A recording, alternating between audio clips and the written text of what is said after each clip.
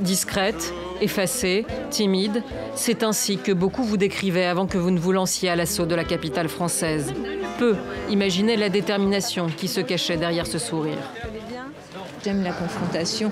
J'aime même quand il y a un échange un peu musclé. Vous savez, il vaut mieux plutôt que d'esquiver. Un trait de caractère né peut-être de votre histoire personnelle, celle d'une enfant d'immigrés espagnols qui grandit à Lyon et qui devient française à l'âge de 14 ans. Inspectrice du travail, vous vous engagez sur le tard en politique. Les Parisiens vous découvrent véritablement en 2001, lorsque Bertrand Delanoë, élu maire de Paris, vous choisit comme numéro 2. Dans son ombre, en silence, les dents serrées parfois, vous apprenez et vous préparez. J'existe, je suis là. Une fois élue, débarrassée de l'encombrant rôle d'héritière, au-delà du slogan « Paris qui ose », vous vous révélez tenace, malgré la critique.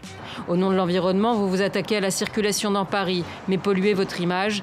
Les automobilistes, pris dans les bouchons, râlent. Bien sûr qu'on aura toujours besoin de voitures et nous ne sommes pas anti-voiture, nous sommes anti-pollution.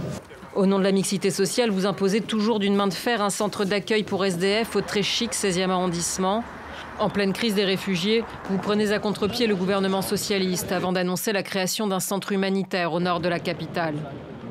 Je pense que Mme Merkel a sauvé l'honneur de l'Europe en tenant les propos qu'elle a tenus sur la nécessité de l'accueil des réfugiés en France. Avec la COP21, vous placez la ville lumière au cœur du défi climatique. Vous devenez quelques mois plus tard la présidente du C40, ces grandes villes du monde qui luttent contre le réchauffement de la planète. Avec la candidature de Paris pour les Jeux Olympiques de 2024, voilà Globetrotter, une candidature dont vous ne vouliez pas au début, mais un défi que vous avez relevé.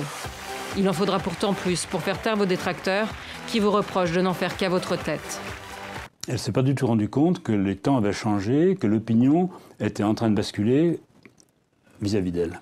Première femme maire de Paris, vous êtes aussi une des rares personnalités politiques de gauche à occuper l'un des postes les plus importants de la République. Une gauche submergée aujourd'hui par la vague Macron.